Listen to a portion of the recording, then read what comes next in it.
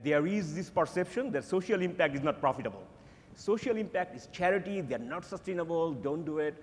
But with blockchain, you reduce all the costs. You cut out the intermediaries. So all of a sudden, social impact project like farming, the president is thinking about, will become profitable. When I came to state government in the state of Guanajuato, remittances were already a big deal, but out of each dollar remitted from the worker in the United States to his family, the family on the average would only receive 70 cents. So 30% implied either interest rates, implied that most of the money was cash money sent by mail, and of course the mail, just looking after and seeing a bill, was lost. So we started working on that. Finally, today, on the average, in the case of Mexican remittances, those 25 billion now is 1% cost because the banking industry, because Central Bank of Mexico has now, is now participating, it's reduced to 1%. So the problem of efficiency in the transfer and the quickness of the transfer is solved 25 years after it's solved. So now the big deal is how you get those 25 million more than consumed in consumption products to be invested on productive investments, to be invested in family patrimony and investment. So the challenge now is how that family makes a better use of that money, even to build up retirement plan, Medicare plans, and else and else. So we just have to educate people and get to them individually so that they take better investment decisions out of the money they're receiving. The other thing is, and this is where MoneyGram and this come about, is you need a net of places by the thousands in the United States so that migrants can go and deposit their money that they want to transfer, and this is MoneyGram, and there by the thousands are there. And also that you're not requested to be documented, because maybe half of those transferences are done by people that is not documented. So you need that net to get the money, then transfer it, and you need the same thing on the Mexican side. Because the problem in Oaxaca is that these families are up in the mountains. They don't have communications, and there is no cash available there.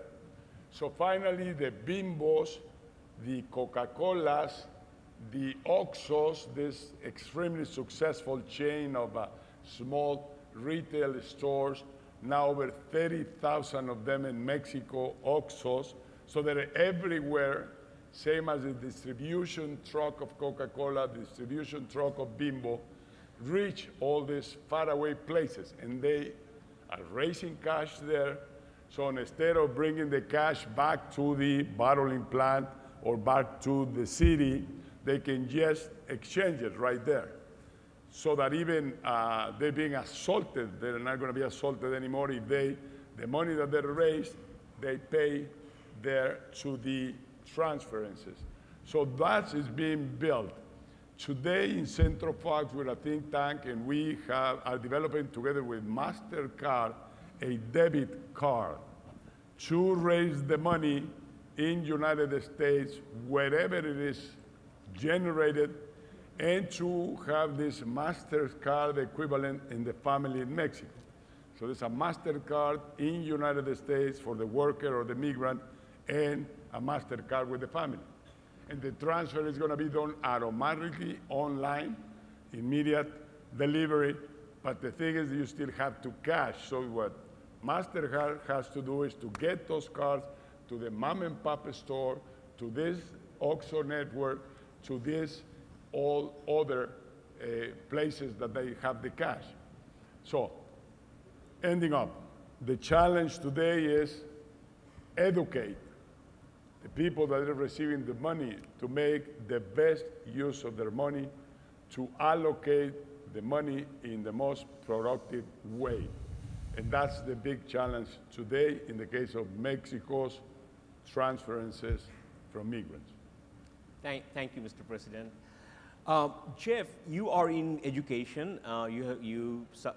You're advising a company called BEF2018, and you have some plans about helping people in the remote parts of the world, especially women who have no access to education, or in some part of the world where they cannot go to school because cultural doesn't allow women education and so forth, unfortunately. So this has a huge potential, right? And so tell us a little bit more about your plan of how you're going to disseminate education that will actually help people get jobs, not just education for sake of education. They're tailored. Please go ahead. Sure. It's important to me to first speak from my patriotism and secondly from my heart. As an American, I want to reassure you, or hope to reassure you, that the overwhelming majority of Americans are completely embarrassed that we have, as his own Secretary of State called him, a moron, as the President of the United States. I lived through the era of Nixon the crook, and the United States got rid of him, and I'm convinced we will remove this crook as well. Now, from my heart, at 68 years old, I've been through a lot, but I've learned that I think the most powerful way to change the world is with education. You have to start there. A lot of the applications for the killer apps on the blockchain that I've heard discussed really have to do with the top 10% of the people in the world. People with property, with bank accounts. What BEF2018 is approaching and what its mission is to break down the walls of exclusivity and allow education to reach everybody at the level that everybody needs. And that's a whole lot of different levels. Some's very early, some is maybe vocational training, some is advanced training, but our mission is to expose and allow over 1 billion people in the world to take advantage of improving their lives through education. And I want to introduce the co-founder of BEF2018, who we brought from Vilnius, Dan Stasiulis. Stand up, he's over here. It's a Lithuanian company, and yet it's a worldwide company, one that already has 29 million customers in the world, in the United States, in Brazil, in Indonesia, all over the world. And that's our intention, is to allow people to, and corporations and foundations to sponsor the kind of education that will be most important to any specific constituency and pay students to learn. In other words, not ask students to pay to learn, but to be paid to learn.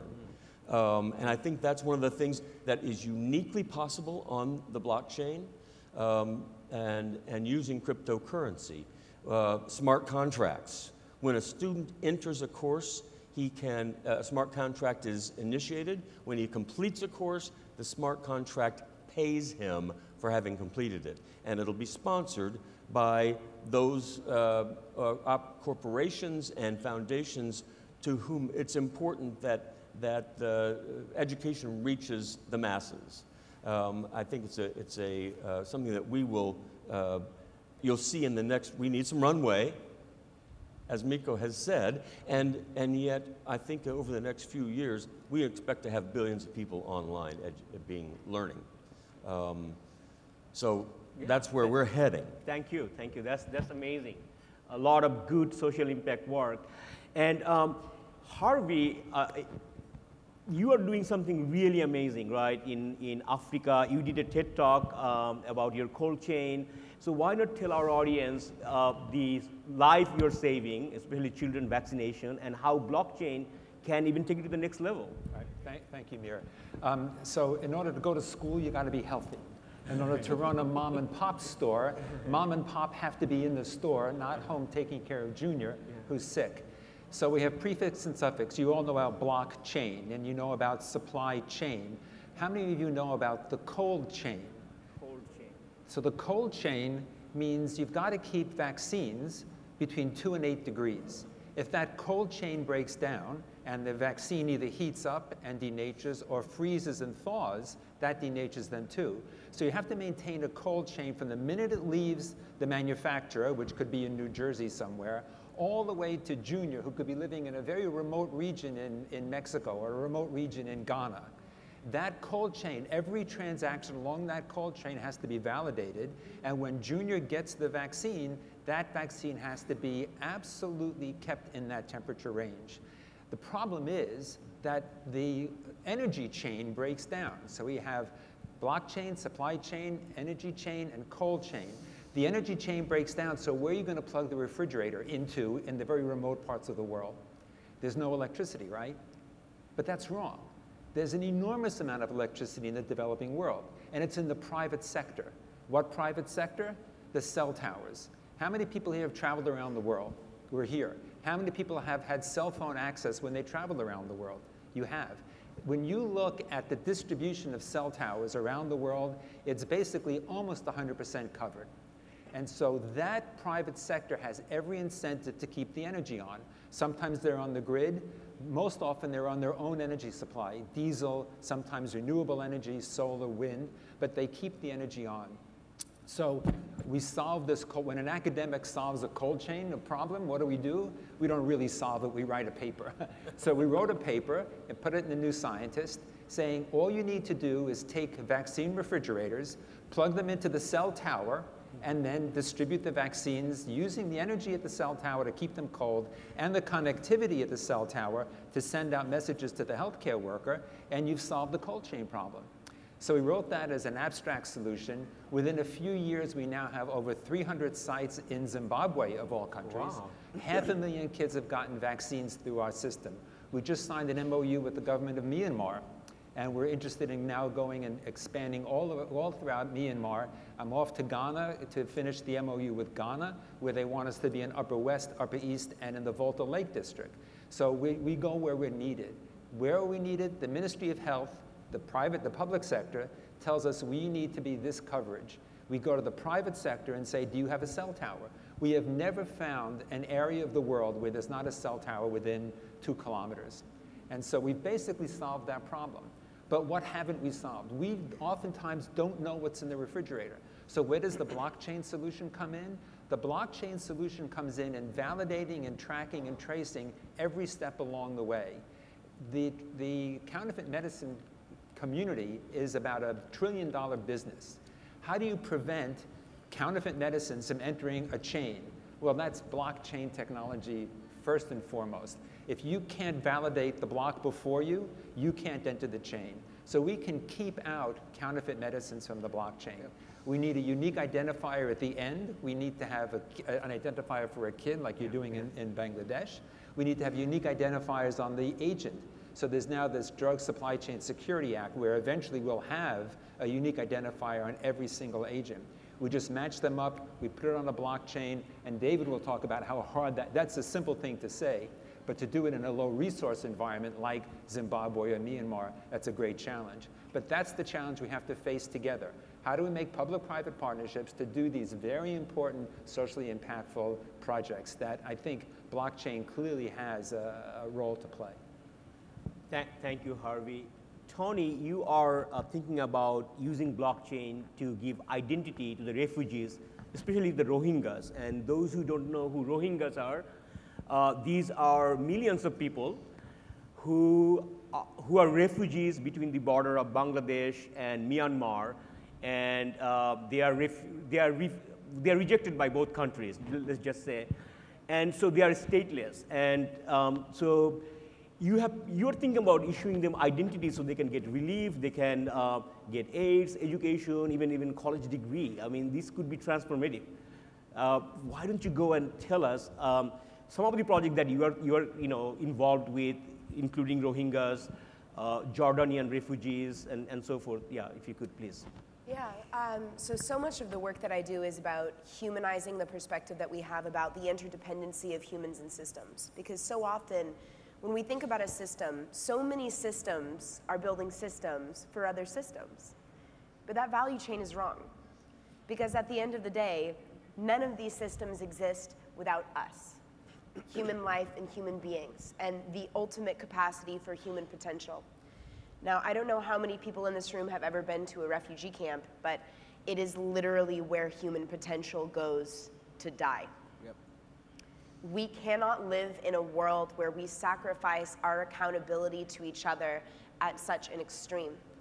And this problem in and of itself is a systemic issue. Because if you are someone living in a refugee camp, whether you're a political refugee or someone who will be a refugee from the climate devastation that we could experience on our planet, you simply don't have enough information as an individual going in if you're going to apply to a host nation. Host nations can't understand if you're just giving them a fingerprint who you are as a person. We don't have a portrait of information. And so my work with Web of Trust is a fully open source standard humanizing the perspective that we have on each other's identity and our own sovereignty in relation to the way we apply for dynamic new forms of citizenship. So in the case of the Rohingya, by the way, can I get a little bit of a survey? How many people were in the room yesterday for the panel that I was on? Quite a few. I just don't want to repeat anything. So for example, if you are a refugee, if you are a Rohingya, and you want to apply for citizenship, if you go in as just a number, what does that mean? What does that mean to a country? They don't know. But if you go in and you say, well, so, you know, I don't have a passport, I escaped from a war-torn area, but I did bring my mom with me. So my mom can verify who I am. And I do know these guys who I built a house for. I've known them for 5 months. They verify me on the system. So the country I'm applying to knows I also have skills as a carpenter. And I taught these 3 children English. And so they can verify they've known me for 3 months. I've given them English language speaking skills, so I have abilities as an educator, and I'm also an English speaker. Now, that is actually a human being, right? And so what we're working on is, you know, humanizing not only our perspective toward our relationship for each other, but also an understanding how do we actually use blockchain technology to provide new opportunities for people who may never, for their whole life, have a national identity. That is a real serious question that we're going to have to ask ourselves in the future moving forward. The entire continent of Nigeria realistically could be underwater. What are we going to do with all of these people? Because if we're experiencing so many challenges now, how are we going to create new forms of opportunity, new evolutions in distributed healthcare and distributed education? And fundamentally, how are we going to be able to create new forms of society from the ground up for people who will otherwise have no options at their hands? The Rohingya are a particularly interesting use case because there are 1 million people, you guys, 1 million people. That is the density of like an entire urban environment in some instances, right? There are 1 million people that have appeared outside of Bangladesh in the last 3 years. That number is going to increase exponentially over the next 10 to 15. These are real serious issues, and we have to be aware of these problems. And if we're going to think about implementing solutions, those solutions fundamentally have to be open source. They have to be a public good. And this is something important for everyone in this room to understand just from a broad perspective about blockchain. If you're going to create a token set and if you're going to create a blockchain project, if you're not creating a public utility, you are fundamentally not creating a blockchain. And you're fundamentally not creating a new form, a new economic asset, and a new series of token classes. Because the entire point of blockchain technology is that we are creating new forms of economy as an open source public utility. And if you're doing anything else, not in ethical alignment with the perspective of the industry. So the open source standard we're creating is called Web of Trust. And my broader project to provide overarching opportunities to people that are, you know, the most oppressed populations in the world is called culture. And I'd also like to send a big extend a big thank you to Mir and to all of like our elders here. And all of my friends here. Come on, they're not that old. Come on. No. I mean, I was adopted by an indigenous family, so it's the idea of an indigenous elder as someone who leads our society into the next generation. So my adopted father is the leader of the Dakota and the Chickasaw. So. And the Four Worlds Foundation, et cetera. So I wanted to extend a big thank you to everyone here and to all of you for being here and really being a part of the change. Thank you. So Lionel, let's, thank you, Toni, thank you. Lionel, let's talk about microfinance, right? Now, I have a president here who popularized microfinance in Mexico, but President, as you know, microfinance, the interest rate is very high, right? It's because it's a lot of cost involved to write a small loan. Now with the blockchain, we are solving a lot of it, hopefully there are adoptions. I will come back to you about the adoption, but let's, Lionel, why, President is not that familiar with blockchain. Why don't you kind of explain and the audience, how blockchain can be used to lower the interest rate? Okay, it's working, great. I will take a little step back. I was in Davos 1 week ago for the World Economic Forum, and there was 3 keywords in Davos. The first one was blockchain.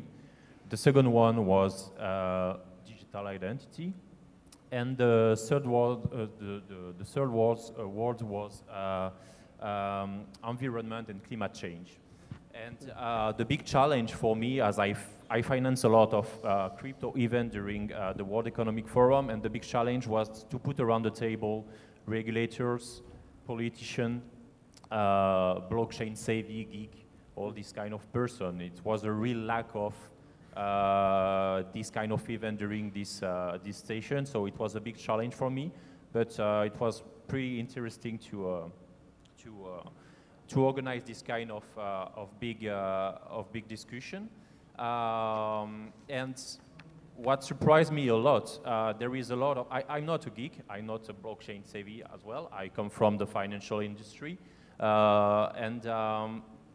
There is a lot of haters and lovers in the blockchain, around the blockchain landscape.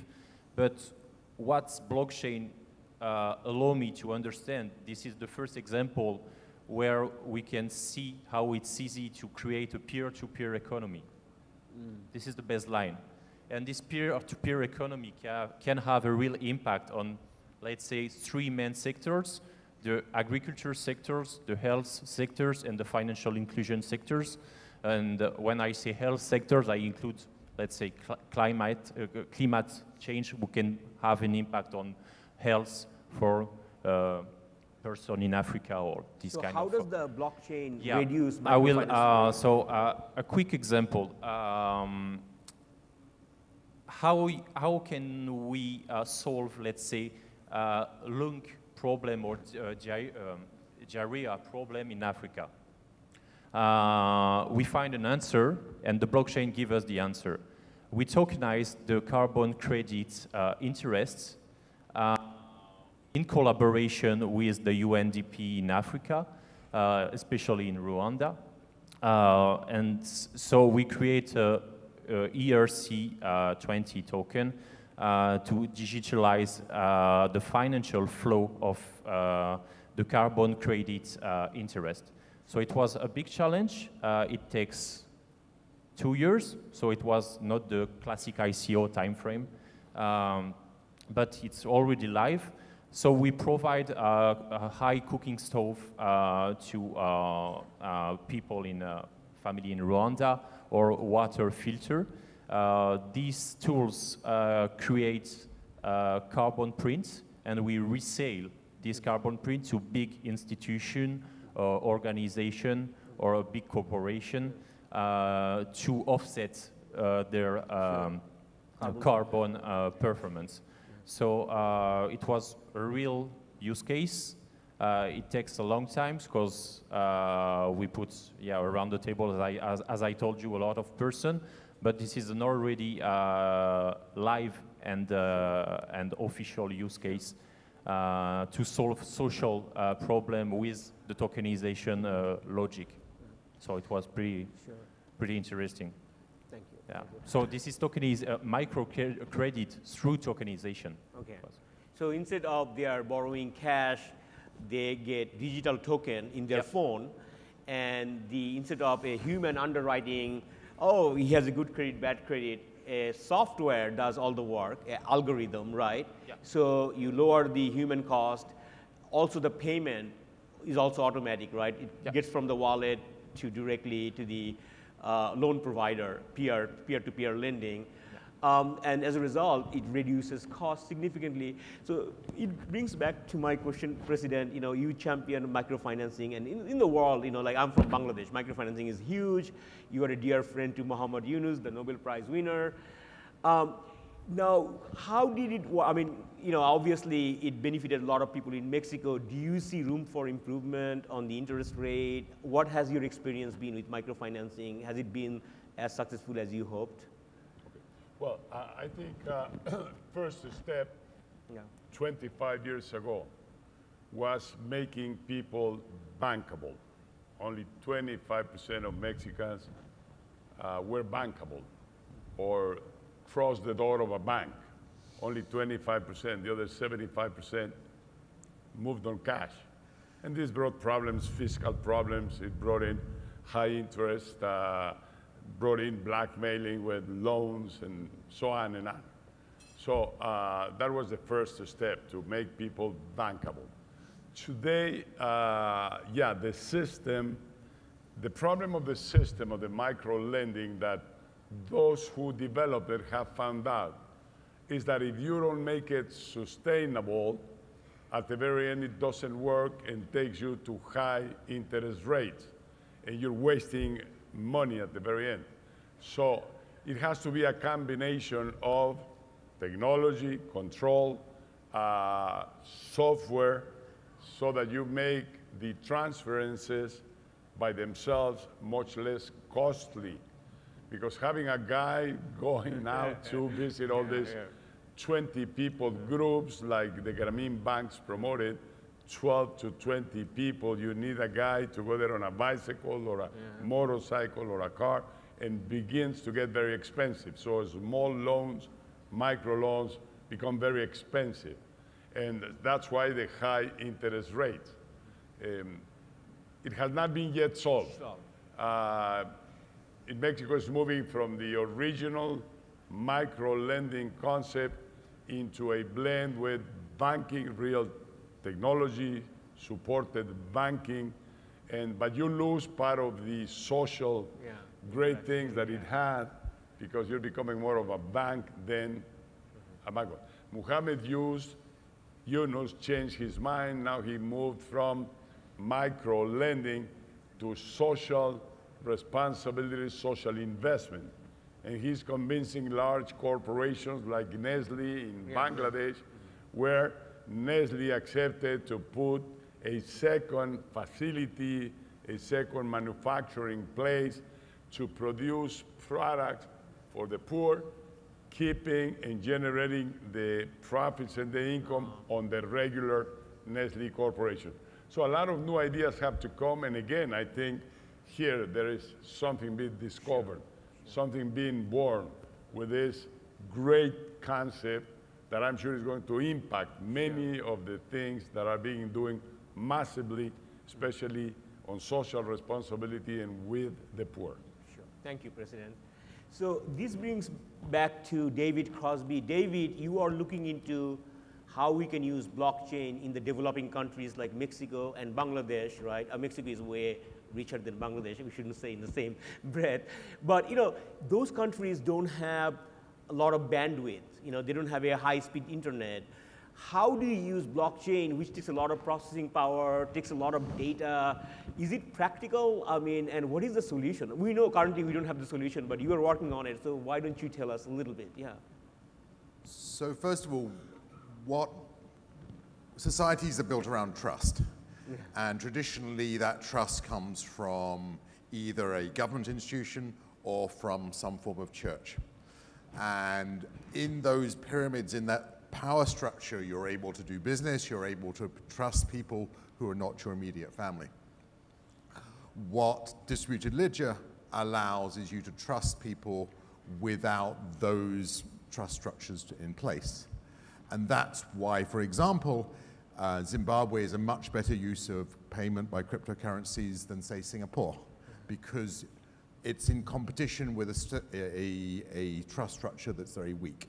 Yep. So I would argue that the benefit of the distributed ledger is far greater in societies where there's limited trust. And those are more developing and lesser developed countries. The problem is that the way we built our technology requires always-on high-speed connectivity. We require high-speed nodes.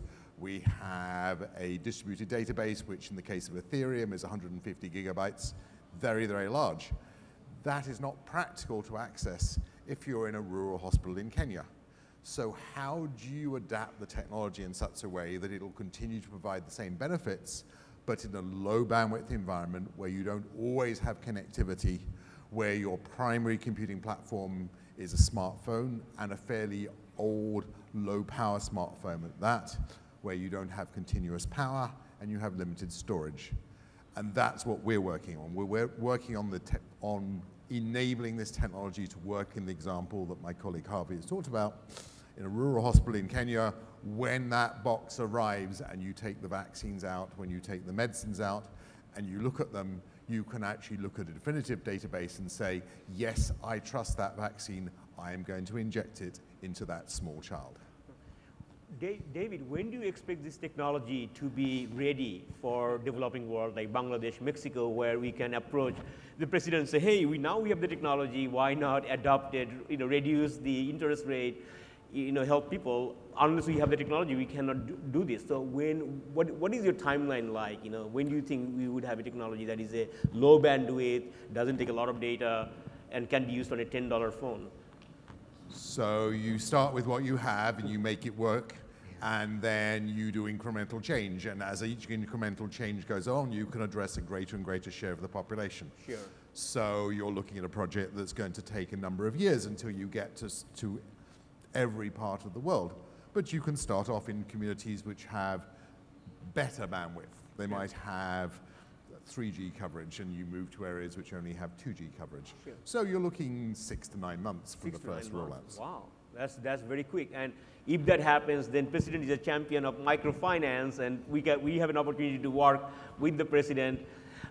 Before I go to Miko, you also mentioned about YOLO revolution, right? And you are really excited about probably using blockchain to help develop a platform that helps both financing of the farming equipment that you need to increase your yield, as well as perhaps the data and analytics that you need to see why the yield is not moving up and so forth. And blockchain can do a lot of the supply chain related work and also the financing and tracking related work. And I am proud to say that we had a small meeting with Professor Harvey Rubin and David Crosbie yesterday, and it seems that it is entirely plausible that we may be able to use blockchain right in our backyard, Mexico, right? And where most of our food comes from. So US has a huge interest in seeing the Mexican farmers are sustainable, they are profitable, and they provide high quality food.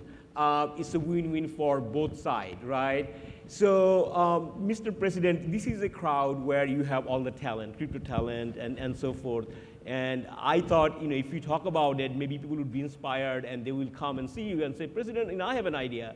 So why not you go and tell a little bit of your vision about the Mexican farmer, especially in the southern part of the country? Well, thank you. Partially, I already described the project that we're calling Yellow Revolution, comparison with the Green Revolution of Burton. And I think I have the men to do that. And it's a wise man. It's not profound technology. It's operating correctly, with quality, with efficiency, with other characteristics.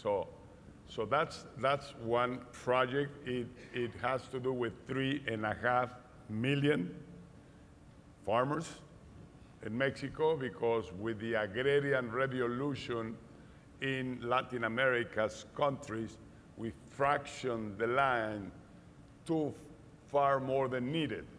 So you have very small pieces of land that don't have the capacities, that the people is not trained, the farmer, that he doesn't have the know-how.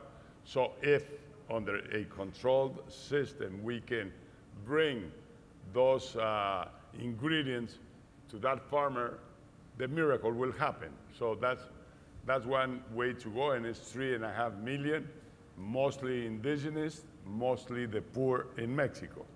The vanguard is maybe 250,000 farmers that have great pieces of land that produce with great efficiency and that produce about 80% of all food that is produced in Mexico by those 250,000 farmers. But we have 3.5 million that are low subsistence farmers. I have another project which is very interesting in Mexico that we're considering because we're a think tank in Central Fox. That's our dedication. The other massive problem would have to do with education, would have to do with jobs, would have to do with the skills. In Mexico, we have 8 million young people, young population, 8 million that are what we call ni. Neither they go to school, neither they have a job or work. So they are just there without doing anything. And tempted to join the cartels, tempted to migrate, tempted to look for other alternatives. So we have 8 million people where you have to match the employer with the employee and with the academy or the education system. And that's just a platform like I think blockchains are, and, but it's a massive platform because all those 8 million, maybe 20% would have a mobile or would have access to internet. The remaining they don't have, so how can you get them in, list them on the database, know about them, have their characteristics, their age, and then once you have that registered, then the rest will have to do with the employers. They do have the data, they do have the internet access, so that's easy to get. So the employer, the unemployed, and the academy. And this in the United States is already working at level of excellence with the community colleges, because community colleges really at the very end produce professional technicians in 2 years. And that's something we should do in Latin America, reduce the 5 years of a university, takes too long, and it's not efficient enough. We must reduce quick learning to 2 years to 1 year, professional skills, just like Germany does. Mm-hmm. That's what we should be doing in Latin America, but that's why this system could bring us to being effective in solving the problem of these ninis, 8 million ninis. Sure. Thank you, Mr. President. So very, very topical. Miko, all these great projects that people are talking about, like farming, education, agriculture, they have a huge social impact, right? But when I talk to investors, they don't like social impact projects because they have this perception that social impact projects are not sustainable, they are charity. You are an investor, you run one of the largest fund, right? Very large fund in blockchain, and you are doing well. So why don't you debunk the myth that social impact projects don't make money? Well, so I have a very simple mindset. What is the single most valuable crypto asset? It's very simple. The single most valuable crypto asset is Bitcoin, right? If you read the Bitcoin white paper, what is it called? Satoshi Nakamoto's white paper, Bitcoin, open source, peer-to-peer money, right? What is important about that? What is important is peer-to-peer, as our panelists said, and as Toni said, open source, right? What is open source and what is protocol? What these things are is they compete for consent, right? Why does the internet exist? Why does the internet have a billion users? Because it has successfully competed for the consent of the users, right? So if you really think about where this entire game is going, you know, there are 4 billion under and unbanked individuals in the world, and if you want all of those people to have 10x or 100x of their current income, that is huge global growth potential. Absolutely. And I can tell you that Goldman Sachs will not grow by 10x or 100x. So, you know, the growth is in there. And the marginal cost of adding an account at that level with a protocol and open source based community is marginally close to zero. So that is where the value will be. So that's my point. Thank you, Miko. With that, I just want to mention that a McKinsey report recently said that the market size of the unbanked, if you give them the access to $10 smartphone and the mobile banking, that's a $380 billion market, right? So helping the poor is a good business, Miko. All right. So with that in mind, President, I want to thank you on behalf of the panelists, on behalf of all the audience, that you have done a remarkable job in your whole life. And we are happy to have you for the blockchain. Just like I said, blockchain is about empowering people. And you are face of empowering people. So anything you do to help us and help this community to do all these projects that we want to do and create real impact would be immensely helpful. And we look forward to working with you and the people of Mexico.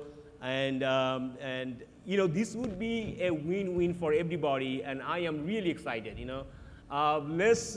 with that, Valentine, why don't you take over? You have some announcement to make, right? Yeah, so thanks a lot. Mir, you gathered very exciting people. So please be like Mir. Join Mir and us with next forums and bring great people. Magnet to your friends. Together we can do something. Yes, great. Together. Yeah. So let's leave a space for 2 questions, right? And then we will make our big photo and move for a short break, right? Okay, just 2 questions, please. This one. You can come, yes, to the microphone. So just want to say thank you. This has been an awesome panel. To your point about to President Fox, I have a question around when you sit and everybody's thinking about how do you regulate blockchain. When you've, beyond blockchain, since you said you didn't have too much knowledge about it, when you've thought about introducing a new technology, what's your thought process as far as being a policymaker and crafting legislation around it? And what would you recommend around introducing blockchain from a regulatory perspective? Well, when the key word is trust. If every human being would be trustable, you don't need regulation. Everybody would behave with ethics.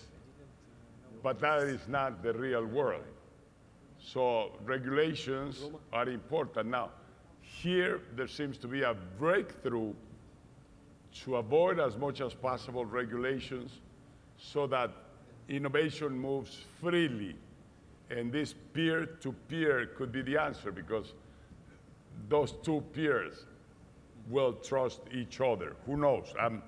As I said before, I'm learning. I am experiencing now all of this, but I think it's fantastic to have new ideas, new ways of doing things. And so that's what I would expect. I was commenting yesterday that the original bankers, those from the Jewish community, those in Florence with the Medicis, that they became great global bankers, they had to create something that people will trust and that would deposit their money in those banks. So in a way, that ingredient of trust must be the substitute for regulations, if we can get up to that point. Thank you. Somebody came to me and said that, okay, you are next one. Somebody said that Switzerland government accept taxes in Bitcoin, right? And the question was how to do it in Mexico, how to kind of what to tell to Mexican government so they accept taxes in Bitcoins, right? It was your question. Okay, so last question, please. Yeah.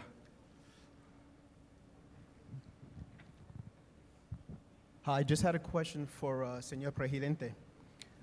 I think one thing that might be interesting to us here is from your perspective as a political leader. The basis of the blockchain is decentralization. So to some degree, its essence, its nature is the removal of central power, distribution amongst the people. So from your perspective as a political leader, I'm curious in terms of how it can help us maybe give guidance in terms of direction of the products and things we build. What scares you the most? What are the things that you as a political leader what scares you the most in terms of decentralization, and how might that affect how we might think about it in terms of building things going forward? So what he's saying is if there is no central government, everything decentral, there is no bank, there is no central government, is that a good thing, bad thing? You know, what would happen? Yeah. Okay, there is a thesis or hypothesis that maybe communities, societies, and nations would work better with less government and more people, and more decentralization and more responsibility on people. But we have been moving on that pendulum all along. And at the very end, I would come back to human behavior. We have had to built-in institutions and built-in governments and built-in academies and everything else, thinking that we're going to be working much better, that we can allocate the effort to different institutions, to different people, to different classes within society. And so that's democracy. And up to now, we have not discovered anything better than democracy. I have the feeling, by seeing that democracies are not delivering most anywhere in the world, that there is big complaints about democracy, big complaints about governments and the establishment, that we seem to be on a path towards dismantling all of this that we have constructed for such a long, long time. My feeling is that we might be close to being born a new way of a working democracy and building through a new way of electing leaders or governments. And when you see a place like China that moves on this 5-year business plan so effectively, and when you see some of our nations that we don't finish to get democracy to work fluently, to reach consensus, to reach decisions, which is supposed to be that democracy will take you to majority or collective positive thinking, but it's not happening. The conflict between the structure of democracy is terrible. Look at just Democrats and Republicans. Every day, like dogs and cats, everyone fighting the other. And nobody thinking about the nation or thinking about the future. It's just, how do I destroy the other? How do I get to government on the next term? Not how do I do better for the next generation. In Mexico, it's terrible when we have 11 political parties, just each one against the other. And no consensus, no nothing, everybody criticizes. This world image that we have today about violence doesn't correspond to the facts in Mexico. Our crime rate is around 16.5 crimes per each 100,000 inhabitants today. And that's the way you measure crime rate, by the number of homicides compared to 100,000 citizens. 20 cities in the United States are way above the average of Mexico, the 16.5. A good world average would be 10. Countries that are below 10 are in good shape. Countries that begin to go up begin to get into problems. When I left government, and I want to be very humble with this, Mexico reached its peak best crime rate position, 9 out of each 100,000 inhabitants. But the next president decided to bring in the army to fight the cartels and go to a war against drugs and cartels. That same year that he took that decision, the crime rate went from 9 to 28, just that same year, because he put everybody to fight each other. And so it's a very complicated matter. How do you move into the future? But I like parliamentarian systems better than presidential systems, because having the red button in hands of an empty-headed like Trump and discussing with his kid in North Korea, discussing like kids in kindergarten, the two of them. It's incredible that the whole world, can be destroyed by these two empty-headed, supposedly leaders. So I don't like to see the world, my nation, in hands of one guy. We need to have checks and balances. We need to have effective democracies, but it's not working right now. It's not working. And so I hope something new comes out of this combination.